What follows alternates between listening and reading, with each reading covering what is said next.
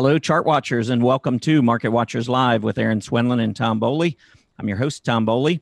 Today's show is being recorded, so you should be able to play back any or all of Market Watchers Live at your leisure. If you're unable to attend the show live, you can now go to www.stockcharts.com/webinars.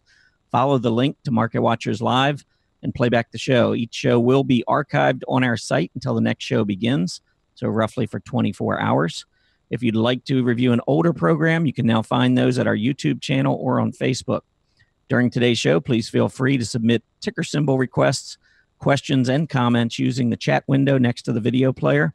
Later in today's show, Aaron will provide me stock symbols from your questions, and I'll use those requests in the 10 in 10 segment at 12:50 Eastern Standard Time, where I'll attempt to annotate 10 stocks in 10 minutes. Market Watchers Live now airs 5 days a week, Mondays through Fridays from noon to 1:30 p.m. Eastern Standard Time. If you'd like to be part of the show, you can reach us via our chat room or Twitter. Our Twitter handle is at Market Watchers Live. That's at MKT Watchers Live. As you leave today's show, we'd love to get your feedback. In the lower right portion of your screen, you'll see a How'd We Do section with a link to a one-question survey, so it's very brief. We'd love to hear what you think of Market Watchers Live, and feel free to provide us suggestions for future shows. For those of you joining us for the first time today, welcome to the show. And for our regulars, welcome back. I can say it is good to be back. I did some traveling over the Thanksgiving holidays, but it is nice to be back in here. Just a couple of quick announcements. Julius de Kempenaar is back for a return visit, so he'll be discussing RRG on, well, actually, it's going to be tomorrow. So we got Julius coming back tomorrow. I'll be doing a trading strategies with the MACD segment on Friday, this Friday. So if you'd like to learn some more about the MACD and certainly how I use the MACD, make sure you mark that on your calendar. This Saturday marks the first Chart Watchers article for the month of December. So make sure you are subscribed to the Chart Watchers to get the latest from all the different authors. Next Wednesday, we'll have another special guest, Tushar Shande. If you follow him, he has a separate blog on right here at Stock Charts, and his background's pretty accomplished. He has a PhD, an MBA. He developed the Arun and stochastic RSI indicators. He's written several books. His PhD is in engineering. His MBA is in finance, and he has over 2 decades of experience trading the financial markets. So it'll be a very interesting interview next Wednesday with Tushar. I actually met him back in July out in Seattle. Very interesting individual. I think you'll get a lot out of that interview next week. So that'll be next Wednesday. And then one final thing, I just wanted to thank Greg Schnell for subbing for me yesterday. I could tell from the comments after the show yesterday that it was another great show. It's always great to have Greg on here. So again, thanks, Greg. And with that, I will bring in my co-host, Aaron. How are you doing today, Aaron? I know you were feeling under the weather. Are you better? I'm feeling much, much better. Thanks, Tom. And it was a rough Thanksgiving Day weekend, as many of our listeners, regulars know. I had the flu and I missed out on the Thanksgiving turkey, all of that. We couldn't even postpone it. So I know that just about everybody out there, probably 99% of you had a much better Thanksgiving. But how was yours, Tom? I know you were traveling. Yeah, I traveled a lot, but I guess it's safe to say that you were literally sick without me. Is that? Yes. I was, yeah, absolutely. Literally. So glad to have you back. Yeah, I won't leave anymore. I won't leave you anymore. I don't want you getting sick. Thank you. It never fails. My Thanksgiving was great. I actually traveled to see family, so I was in Baltimore, Maryland for 6 days. Traveled back yesterday. The travel there, and I don't know. I don't know what it's like on the West Coast. Well, I probably do know what it's like on the West Coast. Yeah. Travel around Los Angeles. But I was heading up the East Coast. Of course, I-95 connects Florida to Maine. So I-95 is probably the most heavily traveled interstate in the U.S. And so it's Tuesday night. I was actually traveling Tuesday night, trying to get ahead of the Wednesday traffic. And I ran into 4 different lane closures where they're doing construction on a Tuesday night before Thanksgiving. I'm like, are you kidding me? But anyhow, so it was a long trip getting there. Coming back was awesome, though. It was a smart move, I think, to travel back on a Monday, avoid that Thanksgiving weekend. But absolutely. Yeah, it's great to be back, though. I mean, market didn't miss a beat. We continue to set records, and I see we're up again today, so we got a lot going on there. But I'm going to let you go ahead and take over and walk everyone through the agenda today and give us that first market update. Absolutely. So I will be doing the market updates. We're probably going to skip the second one. We're finding it's just easier. Talking technically, we're going to start with looking at what's going on in the market. And then we're going to kind of concentrate today on retailers and the consumer discretionary that area. So we're going to look at Cyber Monday stocks. Then we're going to check out some scooter movers and probably look at some of those movers within the broadline retailers, etc., any of the cyclicals. 10 and 10 to 1, keeping with the theme, Dick's Sporting Goods, DKS, is going to be our first symbol. I have 9 other slots to fill. So if you have your symbol requests, please get them in. And yours may or may not be selected. I do get a huge amount of requests. So consider yourself special if you do end up getting your symbol selected. But we like to see some interesting charts and new symbols. So think about that.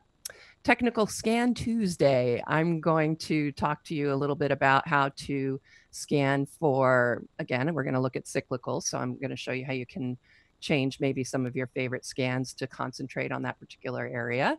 And I know you had some interesting tidbits for our viewers as well, Tom. And then we'll finish up with our mailbag and wrap up, take your questions from the chat box, and close it up from there. And with that, I think I will go ahead and do our very first market update. And here we go. So first, I'm going to go ahead and refresh our candle glance so we can see what's been going on. And clearly, good day. The markets continue to rise higher. We're setting new all-time highs. And it doesn't look like the market's ready to pull back at all yet. You can see with the Dow, S&P 500, Russell 2000. Look at small caps today. Really nice move. They've been struggling just recently in comparison to the larger caps, so it's good to see them taking off like this. We also can see the Wilshire 5000 up. Treasury yields down somewhat at 23.14. The dollar UUP gapped up and is sort of giving us a little bit of a rounded top here. We'll have to see if it can get back up to its intraday highs.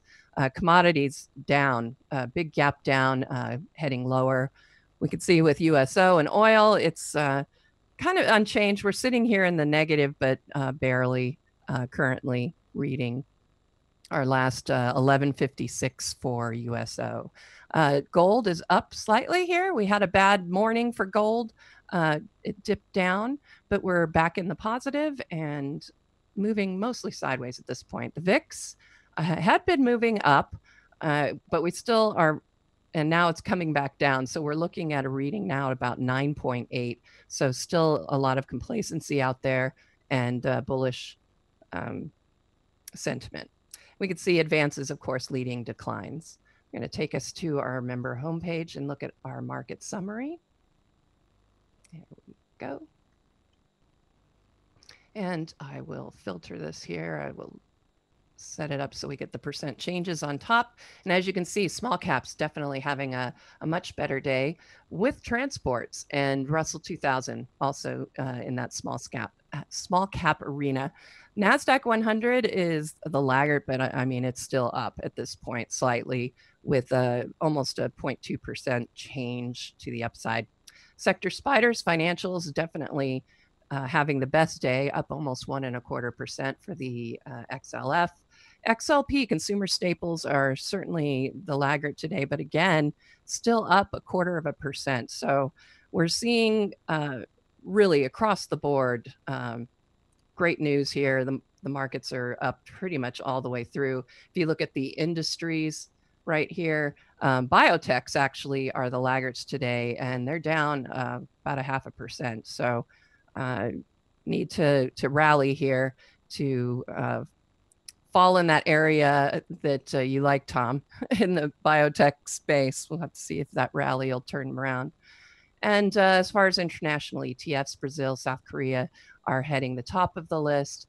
Laggard would be Hong Kong and Canada, which are both in the negative at this point in time. And that's all I have for our first market updates. All right, sounds good. We did have a little bit of economic news. I'm going to get into that here in just one second, but first, swing it over here. Let's pull up, while I'm going through this, pull up the 10-year Treasury yield. That's usually one of the first things I like to look at after considering the economic reports, because I like to see how the bond market is viewing this economic news. Over the years, I don't know, maybe it's just my personal opinion, but I think the bond market tends to get it right, and the stock market doesn't always get it right based on some of these reports and what the bond market is seeing. So a couple of items, a couple of news items out today. The September FHFA House Price Index came out, and it rose 0.3%. The market was expecting 0.6%, so a little bit of a disappointment there. But at the same time, September Case-Shiller Home Price Index came out, and that rose 0.5%. The market was expecting just 0.4%. So a little bit of a back and forth in terms of economic reports there. A little good news, a little bad news. And then at 10 o'clock this morning, November consumer confidence came out much better than expected, 129.5 versus the 124.5 that Wall Street analysts were looking for. So all in all, I think the news today was pretty good. Yet I'm watching the 10-year Treasury yield, and it's down a little bit, back to 231. And I've annotated in recent past here a symmetrical triangle that I've been watching, and I'll just kind of do it here very quickly. But you can see the tops. We've had multiple tests along this top downtrend line, and then if we connect the lows, no, it's a little bit off, but it was something like this. And you can see today it's like trying to break down. I would give it maybe down to 230. And I hate to say this, but this is one thing you can always do with a trend line. If it's not working out, you just move it down. A little secret there. But that's why trend lines, to me, they're important, but they are very, very subjective, because all of a sudden you can connect this trend line. I mean, you could have a trend line that was, connecting these lows coming up, and you can say, okay, that one broke. And then you connect this one until that one breaks a little bit. Then you just draw the line a little lower. So hopefully you can kind of get that picture. Trend lines are great. And especially the more connections that you have along a trend line, I think the more significant it is. And also over how long, how long has this trend line been going on? If you're looking at a 10-minute chart and you got, 5 tests, but it's only over the course of maybe an hour and a half, that's not a really big trend line. But if you're talking about a weekly chart that goes back the last 10 years and is touched 9 times, that's a very significant trend line. So you just have to keep that in mind. But here, I was watching this uptrend followed by a symmetrical triangle. I would feel much more bullish about the equity market if we would get a breakout to the upside in Treasury yields. And the reason being, anytime yields are moving up, it means money is rotating away from Treasuries. The yield and the Treasury prices always move inversely to one another. So if you've got yields moving higher, then money is coming out of bonds. And that typically finds its way into the stock market, because the things that drive money away from the bond market tend to be the same things that drive money into stocks. So anyhow, not feeling great about the reaction here, but in the whole scheme of things, really, I would say that this reaction low here is the one to watch most closely, down to maybe around 227. And the reason being, we have an uptrend here. We've moved down, we put in a higher low, higher high, higher low, higher high, and now we're consolidating. So if we take this low out, I think it becomes very significant. So we do have room. It's just that this symmetrical triangle may be falling apart here a little bit. Next thing I wanted to point out, home builders continue to do very well. And I know earlier today, they were also having a pretty good day. Let's take a look. The home builders, yeah, I mean, it's just been a straight up move. The MACD on the daily chart looks good. Strength, just over and over again here. Some of the areas, and I've talked about this before, but the XRT, really watching this group closely. Retailers, we're going to talk about them a lot today. They're up nicely over 1% today. And it's been since May that we've seen a definitive breakout above this 42.10 area. And right now we're sitting at 42.05. Like I said, up just a little more than 1% today. So we're getting some great action so far in the retailers, and we'll be talking a lot more about that. I'm a big fan of consumer discretionary right now. I think we've gotten an absolute breakout. I think that the relative strength is starting to pick up relative to the S&P 500, and I think it's got staying power, and I'll talk about that a little bit later. But first, just wanted to point out that the XLY on an absolute basis is making a breakout, has made a breakout. You can see this triple top, and the move here has just been straight up, and I think this is probably the start of a very significant period of outperformance by consumer discretionary. But again, I'll get into some of that a little bit later. The XLU utilities made a big bounce last week after moving straight up, breaking out above prior highs. The MACD looked great. We pulled back, not only testing the rising 20-day, but also that prior price high, which becomes support. That's just TA 101. Broken resistance becomes price support. So we came down, we tested price support and that 20-day and moved right back up. And if you look over the past 6-7 weeks, the rising 20-day moving average has been very, very solid support for utilities. And before you say, well, isn't that bad? Utilities are doing well. We want all sectors to do well. A bull market really is characterized by wide participation to the upside. It's just that we don't want utilities leading, especially for an extended period of time. A day here or a week there is fine. But if we look back and we're seeing the S&P 500 at highs, and we've got utilities and consumer staples leading over the past 3 to 6 months, that's generally not a good sign, as money's rotating more towards defensive areas of the market. But so far, I think what's going on here with utilities looks excellent. No problem there. The XLE I'm watching because we had a little bit of weakness here yesterday. We have recovered today, which is nice. But after this stellar move back throughout the second half of August and throughout September, we had pulled back, and you can see that first move back down, that reaction low, as I call it, established, I think, pretty good support between 66.50 and 67. You can see on a candle body basis, 67 looks like pretty good support, maybe just beneath it. And then the tail goes down just below 66.50. So I think this is a key area. And after we put in a new high, you really don't want to go back down and put in a new low. You'd like to hold this low. We went down earlier in November and moved just above this area, almost got to 67, and then turned back up. And now here we are after yesterday's weakness, back down testing the 67 area. So I'd like to see energy begin to strengthen. Now, keep in mind, though, the XLE is represented pretty strongly by ExxonMobil and Chevron. And we could throw in Schlumberger for good measure. I think between the three of them, they're probably 50% of the performance of the XLE. But still, it is a widely traded sector, and I don't want to see it breaking down. And then let's see. We had one last thing before we get into the Cyber Monday stocks. I wanted to go through a few individual sector charts. First is the materials, the XLB. Notice the higher prices back in October, and notice overbought conditions, and notice the MACD lower. So you have higher prices, lower MACD, negative divergence, and then see what happened. Instead of holding the 20-day moving average that we had been doing throughout the past few months, we actually went down, put in a doji right on the 50-day, essentially reset the MACD back down to zero line, and now we're starting to regain strength in the XLB. If we look at the XLF, the financial ETF, going to see very similar action. Notice the rising 20-day moving average holding as support until we got up to a high where the MACD was lower. Negative divergence, right back to the 50-day, right back to the center line for a reset, and now we're seeing strength on the XLF. And we talked about this. When you look at this, you say, well, isn't this a head and shoulder pattern? And it is. You move up, you pull back. That's a neckline. This was the left shoulder. Here's your left side of the neckline.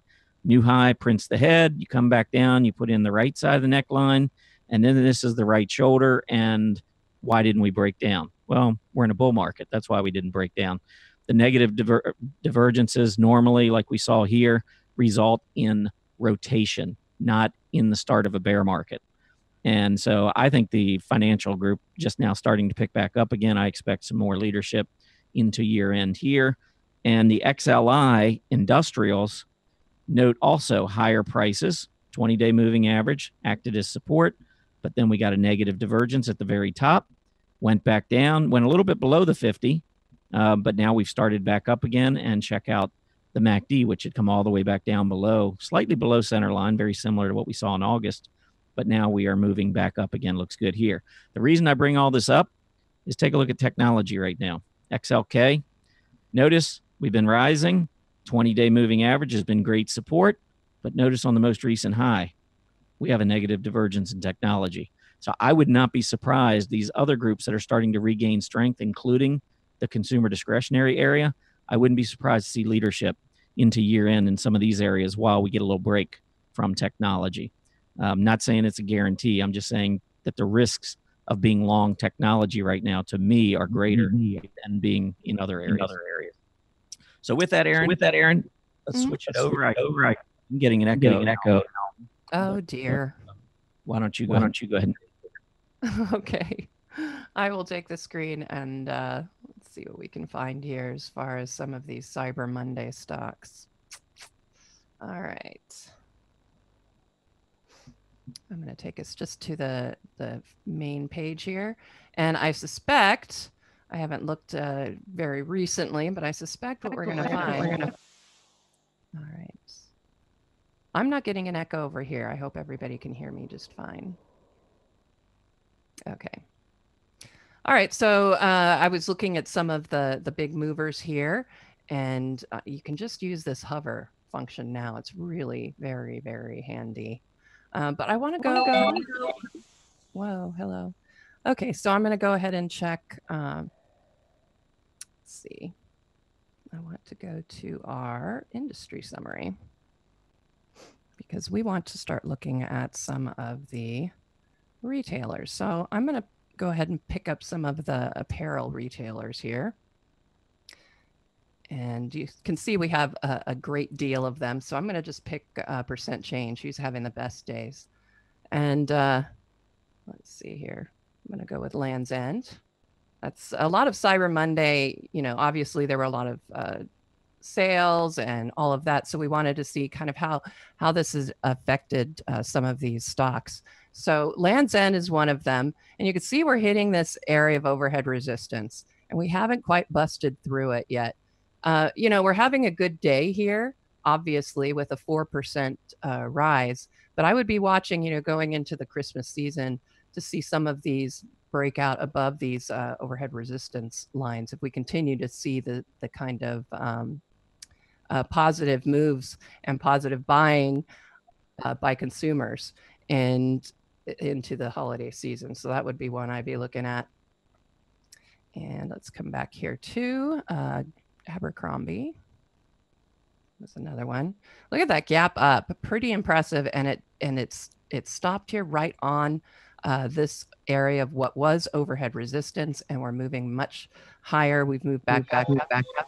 Looks like we could be looking at a flag formation here, and so again, we're going to be watching for a lot of these breakouts over from overhead resistance on a lot of these stocks. And of course, I know everybody will want to see Amazon. They had an extraordinary Cyber Monday, from what I heard, but they're up only about 0.5%, a little less than that. But it is holding that gap support right now. But we'll have to see whether this momentum can hold up. If you look at the PMO here, we're definitely in that overbought territory, very overbought territory. And I'm going to just show you how overbought it is. I take this to about 5 years on a daily chart, and that way you can see what the actual range tends to be.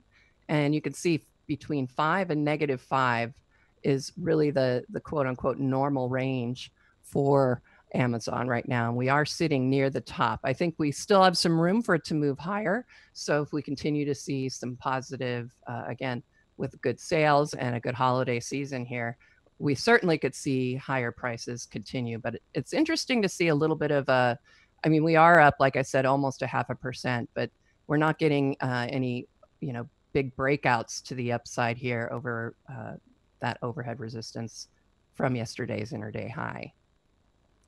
Tom, are you back? I just want to make sure. I don't know if I'm flying solo now. I'm going to try. No, I got it. Gosh, I don't know what. It's so funny because, guys, we spend a lot of time before the show, obviously talking and etc. And it never fails. We have no problem until we get live. That's just how it works. So maybe all right. maybe look at some retail stocks, some additional retail stocks. Try to come back in 5 minutes. Okay, no problem. All right, let's go to Walmart stores. Hang on here.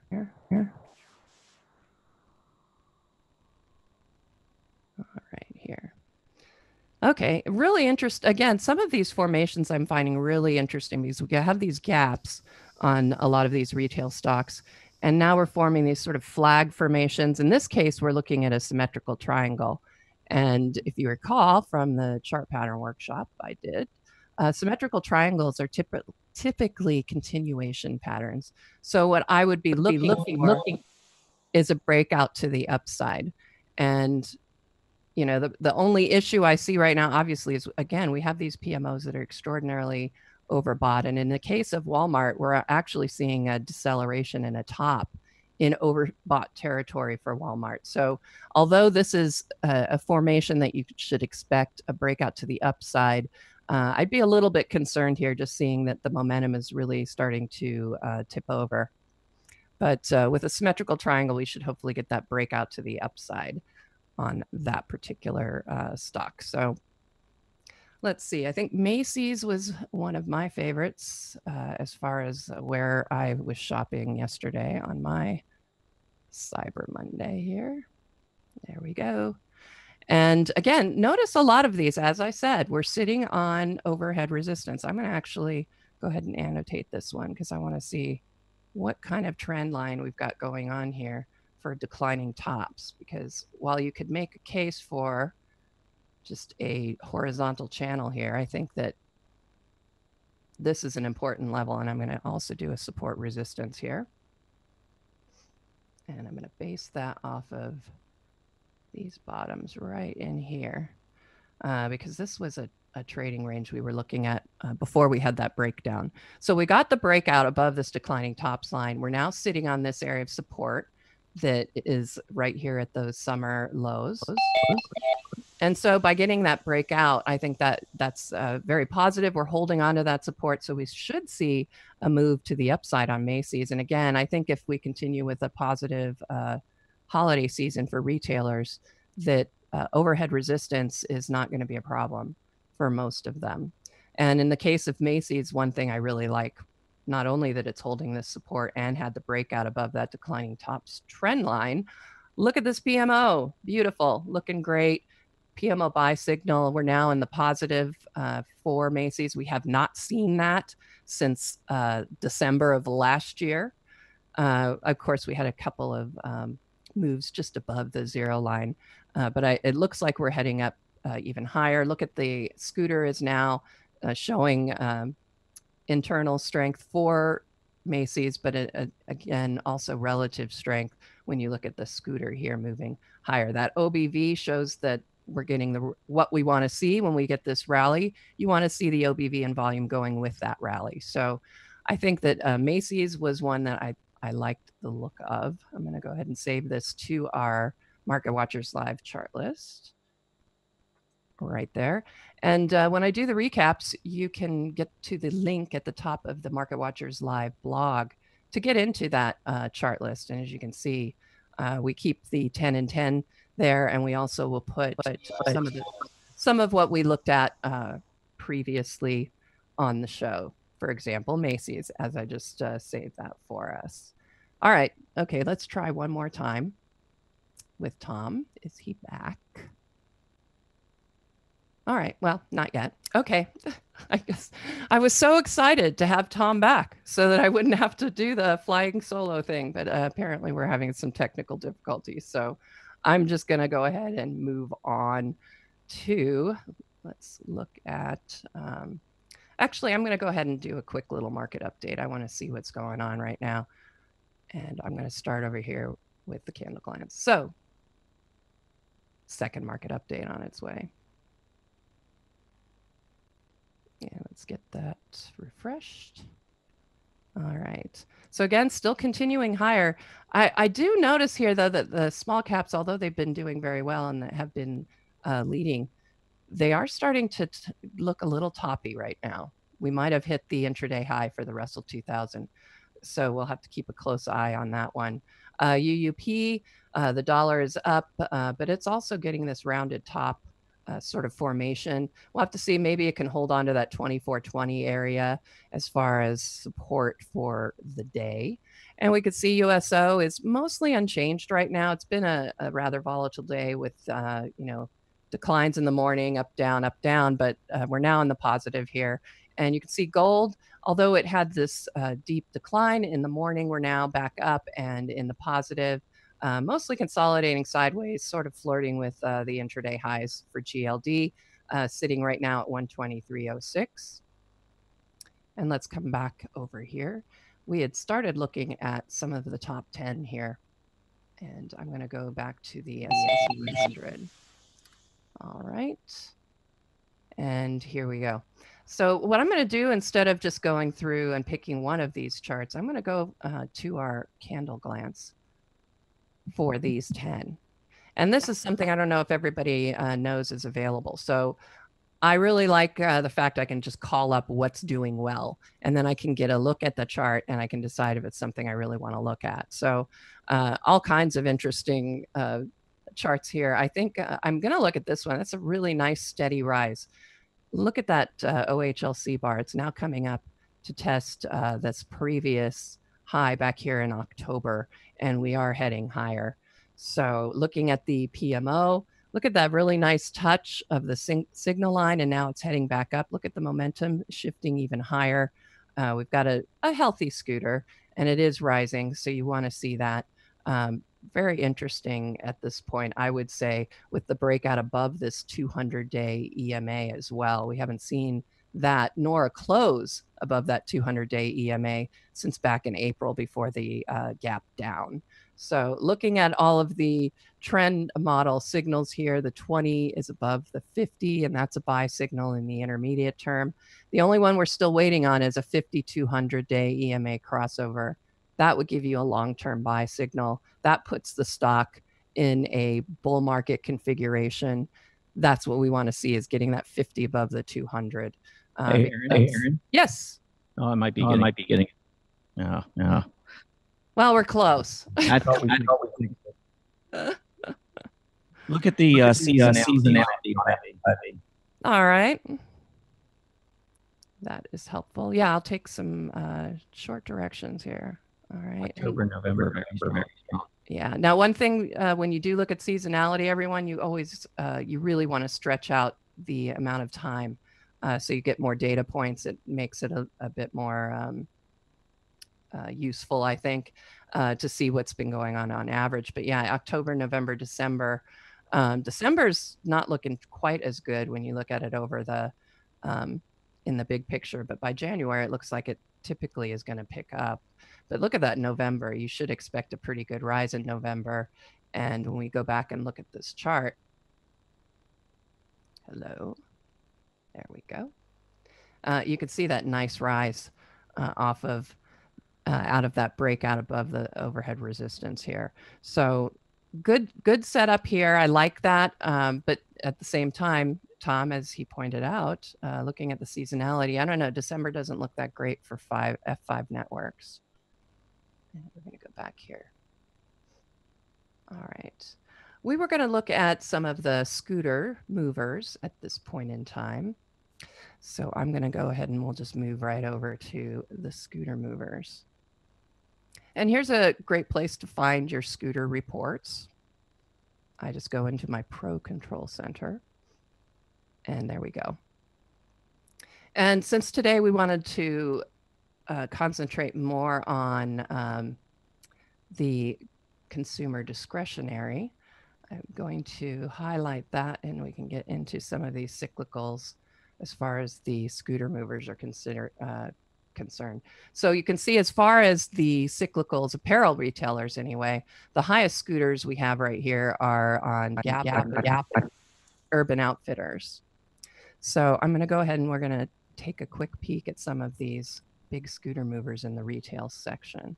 Look at this. It's really nice, coming out of October into the hot zone here at the beginning of November. and is now sitting there with a 99.4. So of the apparel retailers, this is certainly holding its own, showing a lot of internal strength. And here's what I was talking about, remember, with the 50 and 200-day EMA. When you get that downside crossover of the 50 below the 200-day EMA, that is considered a decision point long-term trend model sell signal. And like I said, when you get these sell signals, that is telling you that you are configured in a bearish or a bear market sort of situation. So Urban Outfitters back in January had that negative crossover and gave us that long-term trend model sell signal. And you can see what happened after that. We continued in a bear market move all the way down till we finally had a nice bottom. It kind of rounded out here. And now we've headed back up. We managed to hold on to 50-day EMA and then 200-day EMA support. And after some consolidation, we're heading back up. And that's right when we got that 200-day EMA positive crossover, put us in a buy for the long term, puts Urban Outfitters in a bull market configuration for that particular stock. So look at these EMAs. This is exactly what you want to see, especially on something if you happen to be holding it, is lots of margin between the EMAs and the fastest on the top with the slowest on the bottom. So those are the things that I look for as far as our trend models are concerned with decision point. Now, of course, everybody's going to be pointing out here, whoa, this is a very overbought PMO. Yes, it is. It would probably prevent me from jumping in at this point. But it is still rising. We are still seeing upside movement. And I suspect I would look here. I'm going to go again. I like to take these and find out what the actual normal range is for that PMO, so I can see if we're really looking at seriously overbought conditions. And as you can see, we've had the PMO stretch all the way up to 10. So while this is an overbought reading, certainly is overbought in comparison to what we've seen. And looking back here, it looks like the normal range was more pinched. It was only between about 5 and -5. And as we've continued into the end of 2014, now we're seeing that range has gotten a lot wider, and we are overbought, but we still have some room to get up to 10. So I think that if you are holding Urban Outfitters, I would continue to certainly hold it, and then watch for that PMO maybe to turn to the downside and then reevaluate where you're sitting. All right, so I'm going to go back to our list of the scooter movers back here. All right, so here again, the apparel retailers and cyclicals. I'm going to look at Gap, one of my favorite places to shop, at least it was when I was a bit younger. And again, you're seeing a lot of these gap ups in these retailers. I'm finding that very interesting. And we had right here, this I would say was an island forming, but we managed to get the breakout to the upside. And it's right here, we're seeing $30. Looks like it's going to hold as new support. We have a PMO buy signal. It is on the rise, and it's certainly not in overbought territory. So this one I might find interesting. I could consider getting into it because it is starting to hold its own above 30. So that would be one that I might add to my watch list. Look at that scooter. Like I said, we're on the scooter reports, guys. We're looking at the big scooter movers. And as you can see, we've got Gap, and then I also looked at Urban Outfitters, which I'm going to come back here. And we can see some of the Ross, Kohl's, Limited Brands, Nordstrom. I know that they have some online business going on for Cyber Monday. Don't ask me why I know that. And we could see, I'm going to actually take this one and annotate it because I think this is a pretty clear area of support and resistance that I want to make note of. And then down here. So it looks, we have pretty much two areas of where you can see that the horizontal trading channels ranges. I think there's two pretty clear ranges. And right now we're getting towards the top of the last range. I'm not too worried about it hitting this area of resistance and then falling back. And again, I think it is going to be contingent on, you know, continued good holiday returns to see it moving and get above that resistance. But, you know, all signs point to that's what we're going to see. We've got that PMO buy signal still below zero, but it's rising nicely. You can see that pattern is going well with the OBV. We've got confirmation here with OBV bottoms on the price bottoms. These are all the things that I look at before I determine whether I want to get into something. So I would probably wait on this one for a pullback to that 20 if I'm really impatient and want to get in. But again, I think a lot of the issue with the retailers, though, is we're now into that positive seasonality, and a lot of them made their run. So it's hard to look at getting into some of them just because a lot of them have already taken off and made that run on to the upside. But again, with a positive holiday season, we could certainly see some follow-on moves to the upside. All right, more from our scooter movers. I can get there. Okay, there we go. So again, I wanted I'll show you really quickly how I got to this report and how I figured this all out, since everybody might not have seen it from the beginning. But again, I came all the way down here to the scooter reports. I sorted by sector. And I went down to the cyclicals, which is where I wanted to be. And it already will set it up so that the highest scooter within that particular group is listed on top. So that's how we ended up looking at some of these. Michael Kors, I don't believe I checked that one out, nor did I check it out yesterday. All right, really nice. Look at this holding right on top of that 5-day EMA. And a lot of people have asked, why do you have a 5-day EMA on there? And it's just a matter of our different trend models. The long-term trend model, which I've been talking to you about, you're looking for the 50 and 200-day EMA crossovers. We got that long-term buy signal here, and we've continued higher. We're now in a bull market configuration. When I say a bull market configuration or a bear market configuration, it really tells you what rules to think about. Are you under bull market rules? Are you looking at bear market rules?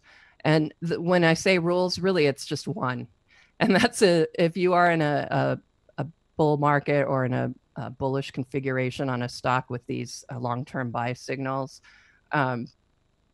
really it's telling you again that you should expect bullish executions. So you should always look for the bullish rather than the bearish. You should have bullish expectations when you've got a 50 above the 200, and you should have bearish expectations of chart patterns and those types of things. If you get a bearish pattern in the midst of a nice strong rally and you're in a bull market configuration, I wouldn't be expecting that pattern it might execute, but I don't think it would meet minimum downside requirements more than likely, because you are in a stronger bull market. So don't expect those bearish moves. Interesting looking little PMO here, right? We had it curling over. It looked like we were losing some momentum despite the fact we were still heading higher. But now it looks like yesterday we started to see it turn right back up. So it looks like there's still some more move for Michael Kors. I'm going to look very quickly here at the weekly chart. And here we go.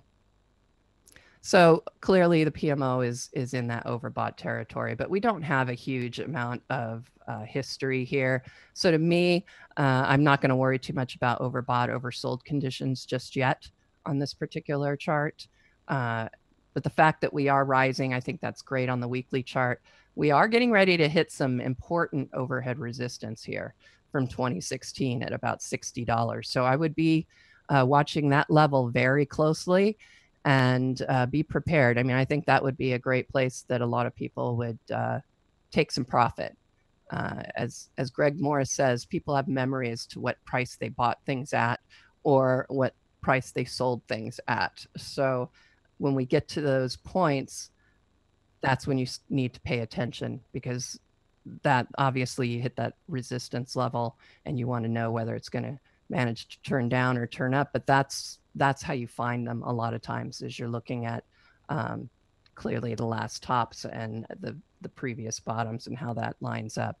But look at that gap, and we are still heading upward. I'm not seeing any kind of deceleration on the PMO on the weekly chart as well. So Michael Kors is certainly holding its own right now, but I would be watching that $60 level. All right. We're just about 5 minutes away from our 10 and 10 to 1. Please tell me, Tom, you're back. Please. I'm here, but still echo. Oh, okay. I'm not hearing it so bad, but I guess you probably are. So, all right. Bad on my end. Did you have any scooter movers that I might want to look at on your list? I was going to go into your report, and then bring up different retailer. Okay. Oops, what did I do? Just went the wrong way. All right. So were you looking at, industry group? Apparel, look at the high scooters. Yeah, there we go. All right. So yeah, we had Urban Outfitters. We took a look at that one. Gap, we took a look at that one. What I think is interesting, let's look at the ones near the bottom as far as the scooters. And what is it telling us? We've got some very low scooters sitting here. Foot Locker is one of them. And I know the first one we're looking at is Dick's Sporting Goods for the 10 and 10 to 1. So I would expect that Foot Locker is probably having a little bit of difficulty as well. Dick's Sporting Goods certainly is. Another one of these gap ups, on these retailers. I think it's really interesting to see that. The PMO, though, definitely overbought at this point. Let me go ahead and pull up the annotation tool for us. All righty. And, you could make a case at this point for a descending triangle coming together here. But as I mentioned on the chart pattern workshop, you do want to kind of avoid having a lot of white space, as you can see here in the thumbnail. So you want to kind of avoid having that when you draw your chart patterns. So I'm not going to get too wrapped up in this descending triangle, but what we should be looking for is that breakdown below that gap support. And I did have a question that did come in at one point about, why do gaps close? Why do they all close? Well, they don't all close, but the expectation, of course, is that you will see a close of most gaps. So I would be a little bit worried here about closing that gap. But at this point, you've got the 20, it's just crossed above the 50-day EMA. If we can hold this gap support area, we could see it come back up and fill this particular gap. That would be a gap you'd want to see filled. And that would bring price up to almost $50 if we can see that gap finally fill up. So be watching for that gap. But yeah, typically gaps, gap trading is very difficult, and gap identification, honestly, is rather difficult. Sure, it's easy to see a gap on the chart, but trying to determine if it's a breakaway, if it's a continuation, if it's an exhaustion, depending on how you identify the gap, that tells you how long you should kind of expect it to close up. But the problem is with most gap analysis is you don't truly know what kind of gap it is until you execute what happens later. So I find gaps to be very helpful for the support and resistance levels. But calling which one it is and what it's going to mean can be a little bit tricky and certainly subjective. So at this point, looking at this gap coming off of a low, I think that you could make a great case for a breakaway gap on that. But then, then we're seeing this decline. We lost the momentum once we got up there. So that would concern me a little bit about a possible closure of this gap. And since that space seems to be struggling a bit, I wouldn't be surprised to see some problems there. All right, 28. And there we go. All right, so more of the apparel retailers. Let's see. Jewelers. That would be an interesting one to see around this holiday season.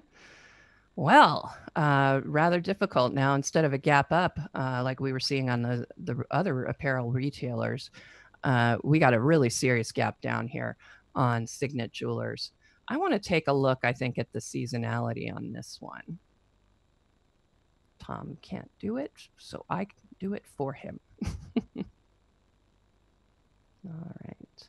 If you come back, Tom, just interrupt when you think you might have this figured out as far as the sound. Okay. So we can see that, we could have a good month. I mean, December doesn't look too bad for Signet. Clearly, March is the big one. I wonder if that's engagement season, as the commercials have been running around back then.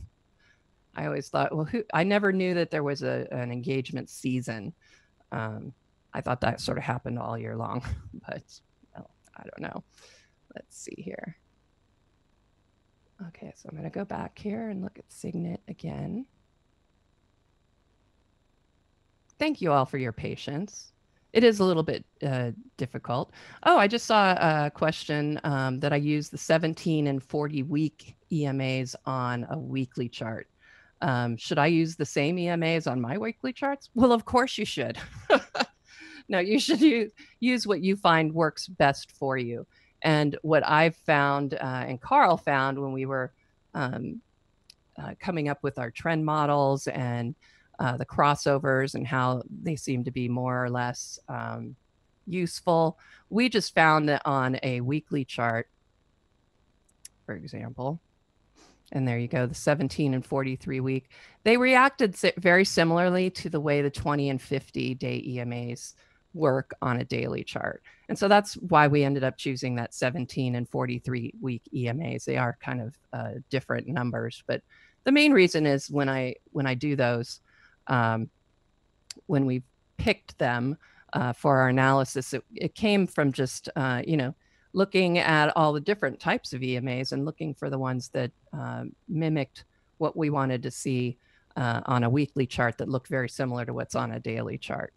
And then for our monthly, there we go, 6-month and 10-month EMAs is what we use. And again, gives us that same feel. If you notice, and when you're looking in the thumbnail here, and if you remember from that weekly chart I just showed you, you still had, that, the slower EMA on the top and the faster on the bottom. And we did get that same move up, but not a move to cross over, and it headed back down. And if you look over here on the weekly chart, really similar look to that movement on the EMA. So that's really why we picked those particular ones. All right, here we go. 10 and 10 to 1. We're starting a little bit late here. Tom, are you back? No. Okay. He's just going to get the day off. I can try it. No. Oh. No. No? No. Oh, you sound pretty good on my side, but that's all right. Hey, maybe try just on your side for once. Mute? Yeah. Okay. All right, I just wanted to see if there's any feedback. Now I'm not getting any feedback. So I have to be quiet? Is that what it is? Well, I don't know, but that was maybe something I was thinking about. Is somehow it's coming back through, but hey, it's working now. Yeah, maybe that did it. Wow, that was an easy fix. We'll have to remember that for the future now that my voice is pretty much gone. All right, well then you can take that 10 and 10. I'm very happy to hand the mic back over to you. Yeah, I had so many things to say. There were a lot of questions in the chat box. I know one, and of course we could wait till mailbag, but one of the questions was just asking about the German 10-year Treasury yield. That's $DET 10Y, $DET 10Y. Another question that came in was, why is the XLF moving up with the TNX moving down? First of all, they don't move hand in hand every day. I didn't look to see within the financials what is moving up. If it's banks and life insurance companies, they typically follow yields. But then sometimes when the yields are dropping, you get a big day out of REITs, which is included in the financial sector. So sometimes that's what leads to the upside when financials are having a good day. So I haven't looked at the details, but I wouldn't get caught up in the day-to-day looking at the two. I think it's more of over a period of time, maybe a week or a couple weeks, when you get that yield moving to the upside, that's when you normally see the banks and the life insurance companies leading financials to the upside as well. Because banks, having audited banks, I do know that when the yields start rising, the net interest margins tend to expand pretty rapidly in banks. And of course, that's the main driver to their bottom lines. So you want to be careful there. But anyhow, with that, let me go ahead and bring my screen up, and we'll go ahead and jump into the 10 in 10, and we'll give Erin a well-deserved break. Oh, thank you. All right. I was so excited you came back, and then today, and then then I lose you for half of the show. Well, I'm back. So here we go. Okay. Ready when you are. We starting with Dix? Yes, we are. DKS. All right. DKS. And I did change computers too, by the way. So I don't know if this is showing up okay on your screen. It looks like it's a little big. I don't know if it'll go off when I try to annotate, but we'll just work with it today. Let me annotate this one. And I do like the fact that we've moved up, but I think when I looked at this one a week ago, we talked about this resistance area that it needed to clear, and it hasn't. But I do like this 20-day test. I mean, I think from a reward to risk standpoint, if we truly are starting an uptrend, and that volume might suggest that that's exactly what we're doing, along with that hollow red candle on big volume. So notice, I think they came out with disappointing earnings, or they came out with something that was disappointing. And so they gapped down on big volume. But notice in the past, we've had these big gap downs, and we've continued to extend that move to the downside. Instead, here, what we got is a recovery. So this is starting to look like maybe it's sold out to the downside, which means this 20-day moving average should be good entry. And so that's what I would be watching for, at least initially. I'll just put this arrow in here, the rising 20-day moving average. If we truly are beginning an uptrend and ending all that those months of weakness, then I would expect to see a bounce right off of this 20-day like we're doing so far today. All right. Let's see. Let's do our next one for our friends in Canada. VFF.TO. All right, VFF, this is Village Farms International. I really like this one. It's just way overbought. And so I just would have to have some patience here. I don't like to chase a stock when you've got an RSI up where this one's RSI currently is situated. You can see that we had some resistance right around 4.25. I mean, maybe you can make it a little bit of an argument there. So maybe 415 to 425. Notice the breakout here on extremely heavy volume. I think that's a great sign. But again, I don't like buying a stock when you see the blue mountains down here, the RSI is so high. That blue territory, if you're not familiar with the RSI, that just means that you've gone into overbought territory, which according to the RSI is above 70. And so anytime you get an RSI reading above 70, you're going to get this blue shaded area. So we've been overbought for a while. I just need to see a pullback. And I think that rising 20-day moving average would be what I'd be looking for. All right. Let's see. The next one we'll go ahead and do is CAI. All right, CAI International. I really like where this one is sitting right now. Top of gap support. I love this candlestick right here. That is a Marubozu candle. You don't see any tails out either side, which means that you've got a gap up, and that is the low of the day, and you finished on the high of the day. So with massive volume, it gaps up. Normally, we see some selling after a gap up, many times a gap fill, because when you get a gap up, folks are buying to drive the prices higher on the opening. But then you've got market makers taking the other side of the trade. So a lot of times you'll get a gap fill before you'll see a stock possibly reverse back to the upside. But anytime I see this kind of a candle, it tells me that it gaps up and market makers can't stop the demand. The demand just keeps going throughout the day on massive volume. Love these candlesticks. If you notice, look back here at these two candlesticks in April. Yes, we saw some weakness for a while, but the top of gap support held, and eventually we started moving higher after consolidating for about 6-7 weeks here.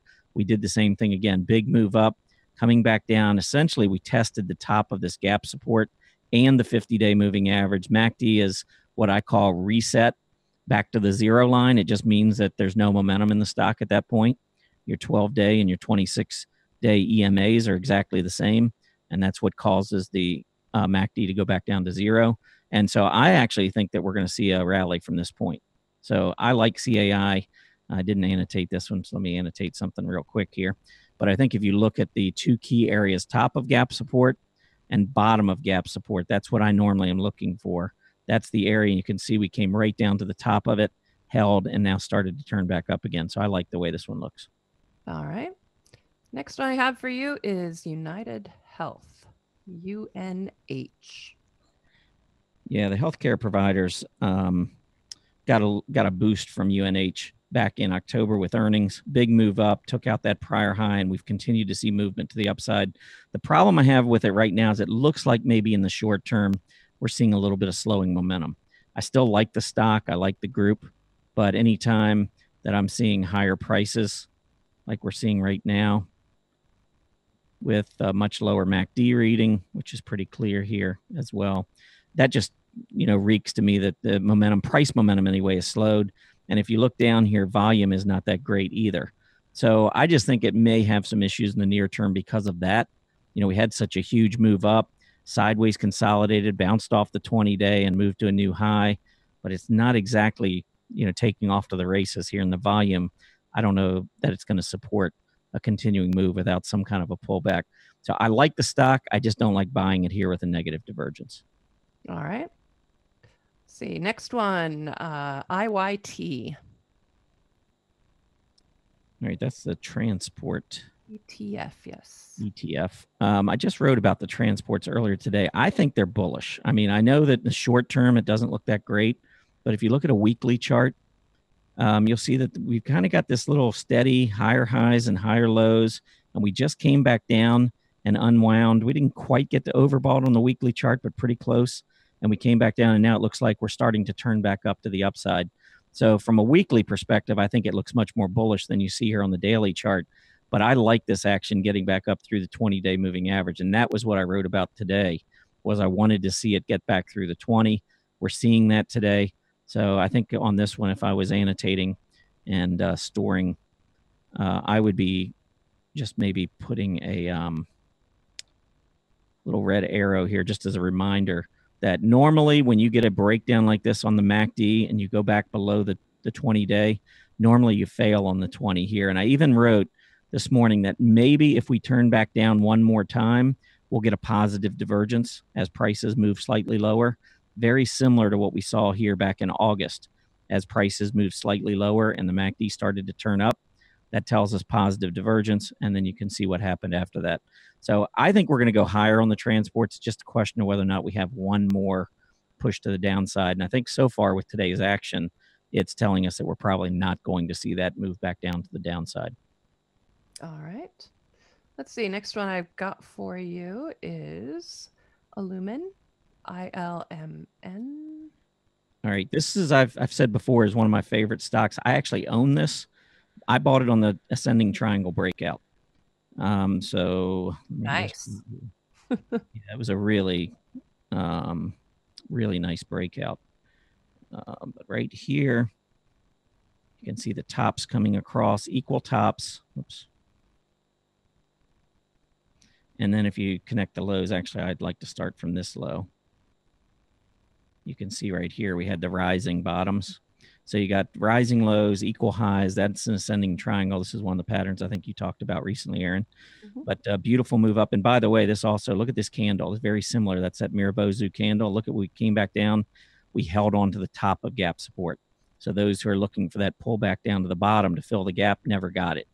That's why I think it's really important to recognize these candles on heavy volume, because that to me becomes very significant support as we got down there.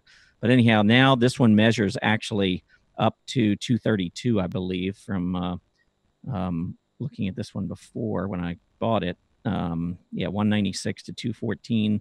So that's 18. You add 18 to 214, you're looking for 232. I actually have a sell order in at 232 or thereabouts. But I think that this one looks good. It's too late, I think, to jump in if you're not already in it. If you didn't get in on the pattern or you didn't get in on the breakout, I think it's a little tough. But you can see the volume that poured into it yesterday on this candle. So I would not be surprised to see maybe a quick trip up to that 230, 232 area to get the measurement here. All right. See, next one I have is NBR. All right. NBR. Mm-hmm. Neighbors. Neighbors. Yeah, it's not a very friendly neighbor. No, it doesn't look like it. I don't think Mr. Rogers would. Yeah, this is not Mr. Rogers' neighborhood. No. Yeah, this is not a good one. It's down near support. I mean, that's the only saving grace is that you're at support and the MACD is starting to look a little bit better. But I would really caution you because the selling that took place here, look at the volume coming in. That does not look like slowing momentum to me. So right now we're holding on to support, but if that support is lost, I'd be real careful here. And support I'm talking about from a closing candlestick body standpoint, you can see is right about 5.5, and that's where we're trading. So the good news, we're right at price support. The bad news is normally these moves down to test price support in a downtrend don't hold. I think Arthur Hill wrote a really good article about that a few weeks ago, talking about trend lines or trends and the fact that you expect in an uptrend that you're going to take out that prior resistance. Well, the same holds true in a downtrend. You expect that support is going to be lost. That is not going to hold. So, this is a group that has seen some strength recently, and Neighbors isn't getting any of it. So I would avoid it. I think it's an underperformer and not something that I would be interested in. All right. Let's see here. And the next one I have for you is the ever popular GE. All right, GE. I just can't get behind this one. I mean, yeah, you might see a little bit of a dead cat bounce, but this is a stock that has been seeing massive selling. I mean, if you look back at the volume here and compare it to the volume throughout 2017, I mean, it's not even comparable. The volume has been off the charts as the stock has been getting crushed to the downside. I think that's a sign of significant distribution. A lot of folks getting out of GE, they just don't want it anymore. Technically, I think anybody looking at this chart probably would not have been a buyer for a while anyway. And now you've got the income investors who are bailing because GE cut their dividend in half. So I just don't see, I think you got to let the dust settle here. I'm not interested in GE, but I think to the upside, if I was, trying to catch it maybe for a bounce, I think the first key is going to be here at about $20. Because as we came down here, we held this support, we bounced a little, and then we lost that on very, very heavy volume. I don't even know that we'd get there, though. I think this gap resistance area right in here near 19 and the falling 20-day moving average, which you can see is already starting to form considerable resistance. I think that area is probably going to hold to the upside. So from a long perspective, I got to sit back and wait on GE for a while. All right. Number 9 is going to be United Technologies, UTX. All right, UTX. Yeah, I think this one, I mean, first of all, again, we're talking about one of the big companies. It's not a fast mover.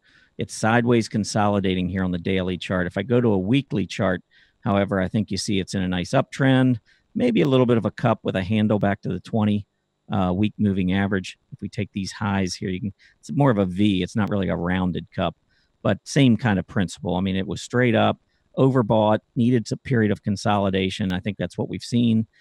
I actually think this one looks pretty good. A breakout, and I'm going to annotate this with those highs being the key. But right there, about 122, a breakout with heavy volume, I think would measure up to about 135 or so over time. UTX is not Square or any of these stocks that are, flying back and forth up and down. But it's a steady one, and I think a breakout above 22 would be very bullish. To the downside, I'd watch the 50-day moving average. Outside of this 1 week back in late August, early September, this has been holding its 50-week moving average for, probably about 18 months or so. So that's what I would be really careful about that to the downside. All right. And the last one I have for you is CCE, Coca-Cola European. All right, CCE. Actually, I'm going to switch it over to the daily. Yeah, the PMO is about ready to have a buy signal. Yeah, and MACD's done the same thing. I mean, we've got this short-term cross, but we are still in negative territory which is normal for a downtrending stock. So the first thing you got to see on CCE is a close back above the 20-day moving average. And we're right up there. We're trying to test it. But notice on the selling, we had heavy volume. And on the move back to the upside, we've seen declining volume. So it's not, at this point, in my opinion, showing great signs in terms of price and volume. So that would be my biggest concern. So for me, again, watching this one, first thing I would want to see is this move back up above that 20-day moving average. I think from a price perspective, if you go back to this breakout here on heavy volume, it came from about that level, and you can see that's been holding as decent support. So I would even say to the downside, a close below about 37.5, especially if the volume's heavy, would get me out of this stock. I don't like it anyway right now. I just think that the weakness has been on too much volume. I need to see, some strengthening characteristics here before I would get involved. Also, I think you probably could make a case that it's in a channel to the downside. So if I take the high here and connect the highs, it might not be perfect, but close. Actually, it doesn't look like it's going to be an exact. No, it's not. But, maybe with this one outlier here, you can see that generally it's in this downtrending channel. So a breakout above the 20 is what you want to see first. And then maybe getting back through 40 would be a pretty significant milestone. Until some of that happens, I would avoid CCE. Yeah, totally understand. That concludes the 10 and 10. So nice job. We still have some time to cover technical scans. Did you do an update? I could do another one very quickly. Yeah, why don't you just give a quick update, and then we can come back. I know I have one stock that I want to give everyone. It's a kind of an earnings spotlight stock, an interesting company. And then maybe we can talk about those scans for a minute after that as well. All right. Sounds like a plan. All right. I'm just going to go straight over to the market summary. And here we go. Just so we can get an idea of how we're moving here. Again, small caps seem to be doing the best right now, sitting at the top with the S&P 600 up almost 0.9%. NASDAQ 100, Dow Utilities, those are your laggards. But again, the NASDAQ 100 as the last place is still up 0.25%. Tom, I know you talked about a little bit of weakness going into the technology, and we'll have to see how that continues up. But financials certainly having a fabulous day when you look at the sector spiders. XLF is up almost 2% now. So having an excellent day. The industrials are up just over 1%. As far as laggards, consumer staples and technology. But again, when you say laggards, it's just they're not moving quite as high as fast, but they are still up, with consumer staples up 0.3%. So not bad there. Banks and airlines are leading our industry groups right now, with banks up well over 2% right now. And REITs and biotechs are the laggards right now. They're down over 0.3 and 0.4% at this point in time. So Brazil is still heading up the top of our international ETFs, and Canada and Hong Kong are the laggards, the only two of our international ETFs that are currently on the downside. With that, I will turn it back to you, Tom. All right. One thing I wanted to do first is just the stock I'm going to look at is in the gambling industry. And so first I'm going to pull up this chart of the gambling index. And you can see, first of all, that this group has been consolidating, or had been consolidating sideways for quite a while, most of the summer. And then finally, just recently, we got this breakout. So if you drew a trend or a price resistance line straight across here, you can see that this move earlier in November made a pretty significant breakout after we had been consolidating for a while. So before I even get into the individual stock, I like the group technically, and it's part of consumer discretionary, which I like. And I want to talk about that here in just a second as well. But first, let me talk about this individual company. It's Melco Resorts and Entertainment, MLCO. So I'll pull the chart up, and you can kind of look at this while I give you some of the numbers, some of the fundamental numbers. Revenues in the latest quarter for Melco, $1.38 billion. The market was only expecting $1.29 billion. So we had a nice little beat there on the top line. And then the bottom line, It was actually 31 cents, came in with a profit of 31 cents. The market was only looking for 23 cents. So this move back here that you see, this big move to the upside, accompanied by very heavy volume and also excellent fundamental news. But after it did that, check out the RSI, which you see that little tiny blue mountain, meaning that we've gone into overbought territory. The stock pulled back, and I wanted you to take a look at where it came back to. Right here at the top of gap support from these big volume days before starting to move back to the upside. It's now broken out above the late October high. You can see that on this move, volume was pretty good here. MACD still looks good.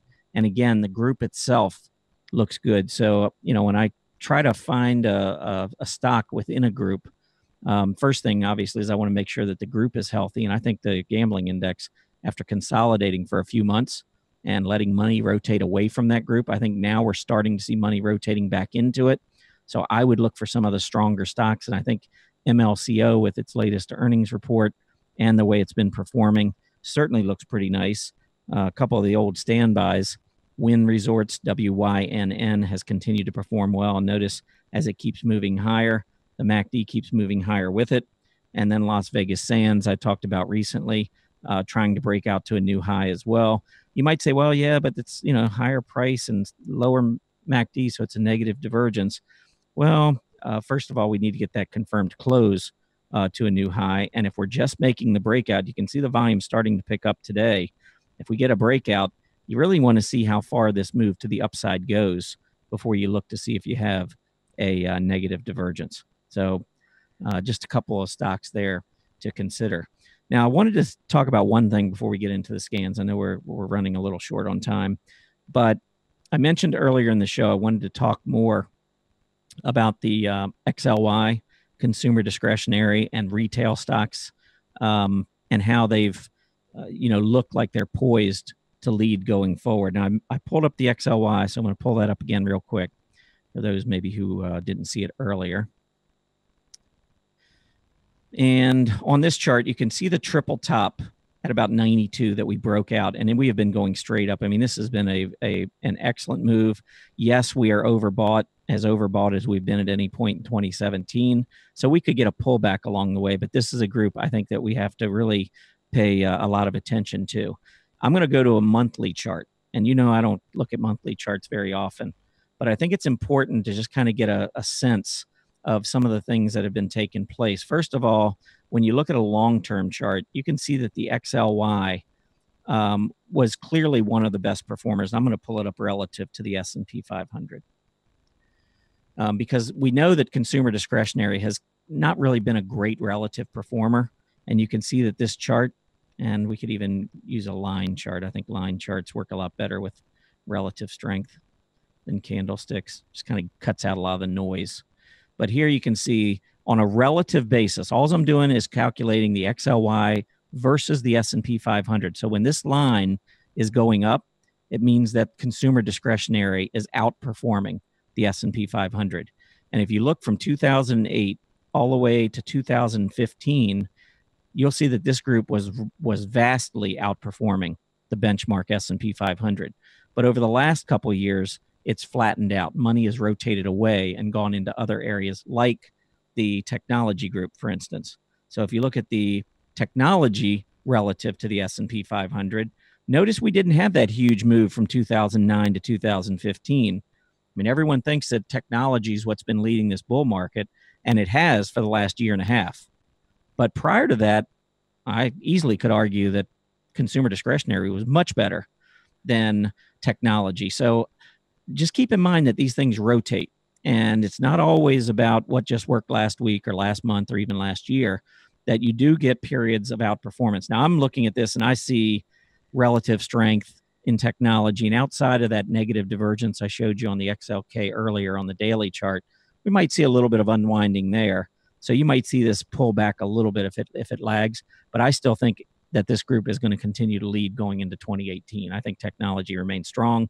I think it's more of a short-term consolidation that we may face going into year end. We'll see. But if I look at the XRT, and this is interesting. Now, this is the ETF that tracks a number of retailers. It is not unlike the XLE, which I said, was really, if you look at the ExxonMobil chart and Chevron and Schlumberger, you pretty much have half of the ETF. Well, with the XRT, no position in the XRT takes up more than like 1.5% of the ETF. So this is a widely diversified retail ETF. And I want you to take a look at this from 2008 to 2015. Now, this is when we saw consumer discretionary start to tail off the last couple of years. And the big reason for it was retail tailed off. But we're starting to see, and you pointed out a number of them. I was listening, even though I couldn't talk earlier because of the echo. I was listening to a lot of the charts that you pulled up, Aaron, and many of those retail stocks are starting to gap higher. Even ones that haven't performed very well are starting to perform better. Mm-hmm. And so I think we could be moving out of this sideways consolidation on retail. And if we pull up a daily chart on the XRT, you can see we're trying to make this breakout. I think I pointed this one out earlier as well. But this 42 area, just above 42, we're now up 1.3%. If retail breaks out and starts helping to lead this market to the upside, we've probably just begun to see outperformance by consumer discretionary. So I think that's what's important, because retailers have been holding back consumer discretionary for the last 2 to 3 years, and we're finally starting to see this strength. Now, this is an interesting fact that you probably would have never thought was possible. But if I take the XRT and I go back weekly, I'm going to go right back to the bottom, which would have been like 8 years ago, and pull up the XRT, you can see, actually, I'm going to go back even further. Let's go back the full 10 years so we can see that low. So 2008, we bottomed on the XRT. Now, we were down, at about 7? Looks like about 7. And now we're at 42. So we are up 6 times on the XRT where we were back in 2008. Now, if I pull up the semiconductor index, I think just about everyone in here would have assumed, and I definitely would have assumed without going back and looking at it, that semiconductors have outperformed retail stocks since 2008. But here we were down around 600, and now we're at 3,300. So this has gone up about 5 times, while the retailers have gone up 6 times since the bottom. And I think we tend to think only in terms of what's been happening recently. You see this huge move on semiconductors over the last year, but really they're just playing catch up to what retailers had done in the 6 years from 2009 to 2015. So it seems to me like maybe we're going to start to see some of that rotation back. I just found it pretty interesting that retailers since the bottom have actually outperformed semiconductors. I would not have thought that. No, absolutely not. Yep. So we're starting to see some of that strength, though, rekindled, and that could be a really good thing, like I said, for consumer discretionary as we go forward. It'll be interesting to watch. So I don't know. Why don't you pull up a scan real quick? Yes, it is Technical Scan Tuesday now. Yeah, let's just take a look at one. Okay, real quick. All right, just for information as far as membership and what you can get as a basic member access to the predefined scans. I believe even as a non-member you can do that. But this is a great place to just get your starting point. Since we're centering on the cyclical sector, I wanted to show you how if you are an extra member or above and you want to create your very own technical scan, this is one of the quick and dirty ways, I would say. So we have the one already set up for the new 52-week highs. So I'm going to click on it. There's 568 stocks in there right now. And I can click over here on the right to edit the scan. And this gives me sort of my diving board, my jump off point. Since I want to look pretty much just at the cyclicals, I'm just going to add that at the bottom. All right, this is cheating. I know it is. But everybody needs to know how to cheat this way, I would have to say. I agree. So I just came up with, the sectors and industry. So I want the group to be the cyclical sector. So now I'm looking for any of the stocks in that sector that have new 52-week highs. We want to see if there are any. So I'm going to just run this scan. And you, of course, could save it if you want to do that sort of thing. But I think this is the quickest and easiest. So we had 61. And if you recall that original scan had a result of 568. So this is one way you could bring it down. Once you have all of these in, you could certainly, you can look at it in all different sorts of ways. I would probably first go through and look at the scooter values. I want to see who's near the top. And we did end up looking at a few of these earlier. So interesting. One way to go through that. If you wanted to make it even more of a scan that is, let's see, if we don't want to bring in the entire cyclicals group and you want to look at just an industry, we were looking at, I think, apparel retailers earlier. So I'm going to put that in here. I'm going to take this out. I'm guessing there aren't going to be too many of those at 52-week highs, but yeah. We'll have to see if we get any. 2. Well, there you are. Wow. Okay. Yeah, that's kind of interesting. And there you go. So that's nice scooters on both those stocks too, 92 and 86. Exactly. Makes sense. They're making a new 52-week highs. I would hope that they're showing strength among their peers and internally with the high scooter numbers. So if you're not familiar with the scooter, it's the Stock Charts Technical Rank. Go into Chart School. We do get questions about some of our indicators. I always get questions about the PMO. You can go in here to our market indicators, and it pretty much tells you, gives you a link to most of the main ones. And then also, if you continue lower, you can follow up and find even more. So I have the Swinland Trading Oscillator in here for decision point, the RIDEX ratio. These are our main indicators that we use. And if you want to learn about the scooter, that would be in your indicators and overlays. And that's where you'll find the PMO as well. So these are the things you might want to add. There's Tushars, who's going to be on next Wednesday. Tushar Chande's trend meter. It's a new indicator that he's come up with. There's the PMO. I had a question about that one. And then further down, Stock Charts Technical Rank.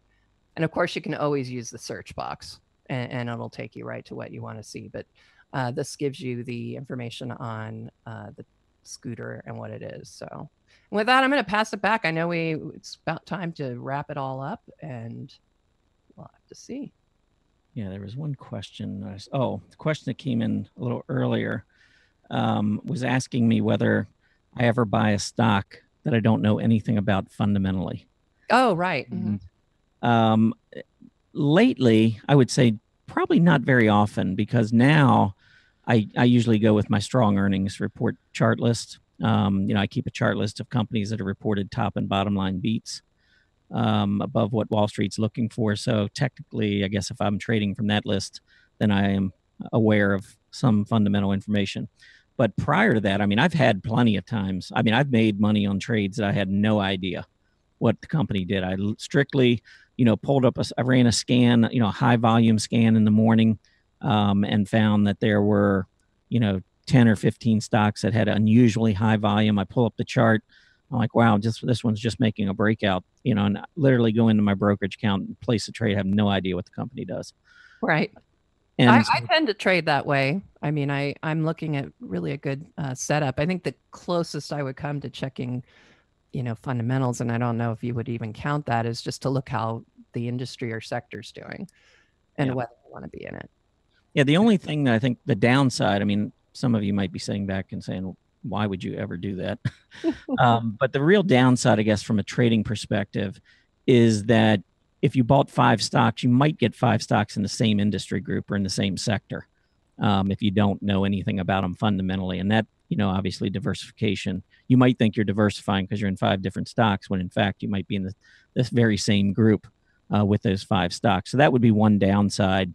I guess the technical rationale for buying without knowing the fundamental data is that prices mean everything. That's what technical analysis is about. You're studying price action. You're not asking why questions. You're not asking, why a stock's going up. You simply see that it's going up and it's taking out key resistance, or it's pulling back on light volume. And so that's enough for a technical trader to get in. So wow, anyway, it's time. Woo. Wow. Yeah, time is Okay, well, I want to go ahead and I don't know if you have any final thoughts. There was a question that came in, Aaron, what do you think of this big move up? Is it time to pull back, or what do you think? Right. Well, I continue to think the market, of course, is, overbought technically, but it doesn't seem to be hurting anything, and we just keep heading higher. I'm going to be holding on to my buy signal through my intermediate term trend model buy signal for a while, so I know I'm going to be still looking at the market to continue higher, with a little bumps and bruises maybe along the way, but I don't see a giant correction on the horizon at this point. My indicators still look pretty good. Yeah, I'm still looking for more rotation. I think bullish rotation will continue into year end and into 2018. So that's what I'm looking for. I do want to mention Julius de Kempenaar will be back tomorrow for a return visit. So he'll be going through the RRG update. Friday, I'll be doing a trading strategies with the MACD segment. So make sure you're available for that. And Saturday will be our first Chart Watchers newsletter for the month of December. And next Wednesday, Tushar Shande will be joining the show. So make sure you have that marked on your calendar. And with that, I think we'll go ahead and wrap up. Thanks to everybody for joining us today. And a special thank you to Aaron for covering for me while I was figuring out those technical glitches. Please complete the survey as you exit the show. Lower right-hand part of your screen. How do we do? Click on that. Just a very brief survey. We'd love to get your feedback on the show. And of course, if you have any suggestions for future shows, as a reminder, Market Watchers Live airs 5 days a week now, Mondays through Fridays from noon to 1:30 p.m. Eastern Standard Time. Have a great Tuesday afternoon, everyone. We'll see you back here tomorrow, Wednesday. Happy trading.